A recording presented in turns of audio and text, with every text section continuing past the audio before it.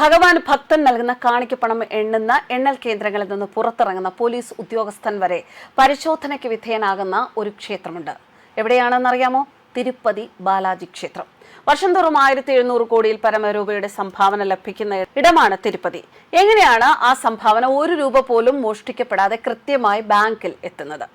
ആന്ധ്രാപ്രദേശിലെ തിരുമലയിലെ തിരുപ്പതി ബാലാജി ക്ഷേത്രം 2025-26 ഒരു വർഷം ഹുണ്ടിയിൽ സംഭാവനയായി ലഭിച്ചത് 1783 കോടി രൂപയാണ്. ദിവസേന ശരാശരി 4.25 കോടി രൂപയോളം സംഭാവനയായി വരുന്നു എന്നർത്ഥം. തിരുപ്പതി തീർത്ഥാടനത്തിന്റെ ഒരു പ്രധാന കാര്യം പ്രാർത്ഥനയ്ക്ക് ശേഷം ഭക്തർ ഹുണ്ടിയിലിടുന്ന വഴിപാടാണ്. ശ്രീകോവിലെ ദേവിയുടെ ദർശനത്തിന് ശേഷം തുണിയിൽ പൊതിഞ്ഞ് ക്ഷേത്രത്തിനുള്ളിൽ സൂക്ഷിച്ചിരിക്കുന്ന ഒരു വലിയ പിച്ചളപാത്രമായ ഹുണ്ടിയിൽ ആണ് ഭക്തർ വെങ്കടേശ്വരന് വഴിപാടുകൾ അർപ്പിക്കുക. വഴിപാടുകൾ പ്രധാനമായും പണമായിട്ടാണ് നൽകുന്നത്. നാണയങ്ങൾ, സ്വർണം, വെള്ളി, വജ്രങ്ങൾ എന്നിവയും ഹുണ്ടിയിൽ വീഴും. അത് നിറയുമ്പോൾ അത് മാറ്റി യഥാസ്ഥാനത്ത് മറ്റൊരു ഹുണ്ടി സ്ഥാപിക്കും. ഇങ്ങനെ തീർത്ഥാടകരുടെ തിരക്കനുസരിച്ച് പ്രതിദിനം 12 മുതൽ 18 വരെ ഹുണ്ടികൾ ഉപയോഗിക്കുന്നുണ്ട്. ക്ഷേത്രഭരണ സ്ഥാപനമാണ് തിരുമല തിരുപ്പതി ദേവസ്ഥാനം. ഇതിനടുത്തായിട്ട് 2 നിലകളുള്ള ഒരു എണ്ണൽ കേന്ദ്രം ഉണ്ട്. ഇത് 2023 മുതൽ പ്രവർത്തനക്ഷമമാണ്. മുൻപ് നാണയങ്ങളുടെ എണ്ണലും നാണയങ്ങളുടെ വേർതിരിവും ഒക്കെ ക്ഷേത്ര പരിസരത്തായിരുന്നു. ഇപ്പോൾ എല്ലാ ദിവസവും രാവിലെ തലേ ദിവസം നിറഞ്ഞ സീൽ ചെയ്ത ഹുണ്ടികൾ ക്ഷേത്രത്തിൽ നിന്ന് എണ്ണൽ കേന്ദ്രത്തിലേക്ക് കർശന സുരക്ഷയിൽ കൊണ്ടുവരും. അവിടെ മുതിർന്ന ഉദ്യോഗസ്ഥരുടെയും വിജിലൻസ് ജീവനക്കാരുടെയും CCTV ക്യാമറകളുടെയും നിരീക്ഷണത്തിലാണ് ഇവ തുറക്കുക.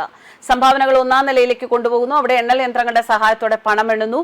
TTD വിജിലൻസ് ജീവനക്കാരുടെ കർശന നിരീക്ഷണത്തിലാണ് ഇത് നടക്കുക. എല്ലാ പ്രവർത്തനങ്ങളും CCTV ക്യാമറകൾ വഴി സ്ക്രീനുകളിൽ തത്സമയം നിരീക്ഷിക്കാം. തീർത്ഥാടകർക്കും ഹുണ്ടികളുടെ ചരിവും സംഭാവനകളുടെ വേർതിരിവും എണ്ണലും കേന്ദ്രത്തിന്റെ 1ാം നിലയിലെ ഗ്ലാസ് ജനാലകളിലൂടെ കാണാൻ സാധിക്കും. എണ്ണൽ കേന്ദ്രത്തിലെ ജീവനക്കാരിൽ ഏകദേശം 80% ശ്രീവരി സേവകരാണ്. ഇവർ സന്നദ്ധ സേവകരാണ്. വെങ്കടേശ്വര ഭഗവാന്റെ ഭക്തരാണ്. ഭക്തരുടെ ക്യൂ നിയന്ത്രിക്കുക, പ്രസാദം വിതരണം ചെയ്യുക, എണ്ണൽ കേന്ദ്രത്തിൽ ജോലി ചെയ്യുക തുടങ്ങിയ വിവിധ ജോലികൾ ഇവർ കൈകാര്യം ചെയ്യുന്നു. ഓരോ ദിവസത്തിന്റെ അവസാനത്തോടെ കറൻസി പാക്ക് ചെയ്ത് സ്റ്റേറ്റ് ബാങ്ക് ഓഫ് ഇന്ത്യയിലും യൂണിയൻ ബാങ്കിലും നിക്ഷേപിക്കുന്നു. നാണയങ്ങൾ മൂല്യനിർണ്ണയം അനുസരിച്ച് വേർതിരിച്ച് എണ്ണാതെ തൂക്കി മൂല്യം കണക്കാക്കി തിരുപ്പതിയിലെ മറ്റൊരു എണ്ണൽ കേന്ദ്രത്തിലേക്ക് അയക്കുന്നു. ഒരു നിശ്ചിത ഷെഡ്യൂൾ അനുസരിച്ച് ഈ നാണയങ്ങൾ ദിവസേന വിവിധ ദേശസാൽകൃത സ്വകാര്യ ബാങ്കുകളിൽ നിക്ഷേപിക്കും. വിദേശത്തു നിന്നുള്ള ഭക്തരുടെ എണ്ണം കണക്കിലെടുത്ത ക്ഷേത്രത്തിന് ധാരാളം വിദേശ കറൻസി സംഭാവന ലഭിക്കുന്നു. ഇത് ആഴ്ചയിൽ 2 ദിവസം എണ്ണി SBIയിൽ നിക്ഷേപിക്കും. ഒരു സ്ട്രോങ് റൂമിൽ സൂക്ഷിച്ചിരിക്കുന്ന സ്വർണം, വെള്ളി, വജ്രങ്ങൾ, മറ്റു വിലയേറിയ ലോഹങ്ങൾ എന്നിവ മാസത്തിലെ ആദ്യ ആഴ്ചയിൽ ഉദ്യോഗസ്ഥരുടെ സാന്നിധ്യത്തിൽ മൂല്യനിർണ്ണയം നടത്തി മുദ്രയിട്ട് തിരുപ്പതിയിലെ TTD ട്രഷറിയിലേക്ക് അയക്കുന്നു. ശരിക്കും തിരുമല തിരുപ്പതി ദേവസ്ഥാനങ്ങളിൽ ഹുണ്ടി, സംഭാവന ശേഖരിക്കൽ, എണ്ണൽ, നിക്ഷേപിക്കൽ ഇതിന് സുതാര്യമായ രീതികളാണ്. എല്ലാം CCTVയിലും മാനുവൽ നിരീക്ഷണത്തിലുമാണ് നടക്കുന്നത്. നോട്ടെണ്ണൽ പ്രവർത്തനങ്ങളിൽ ഏർപ്പെട്ടിരിക്കുന്ന ഒരു മുതിർന്ന ഉദ്യോഗസ്ഥൻ പറഞ്ഞ വിവരങ്ങളാണിതെല്ലാം. നോട്ടെണ്ണൽ കേന്ദ്രത്തിൽ നിന്നും പുറത്തിറങ്ങുന്ന മുതിർന്ന ഉദ്യോഗസ്ഥരും ഉന്നത IPS ഉദ്യോഗസ്ഥരും പുറത്തേക്ക് പോകുമ്പോൾ പരിശോധിക്കുകയും ചെയ്യും.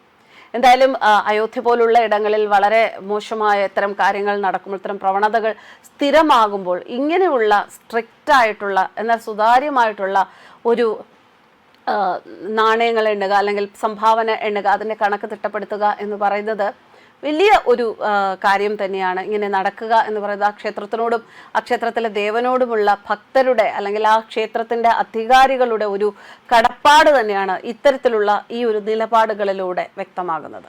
News desk കർമാൻസ്.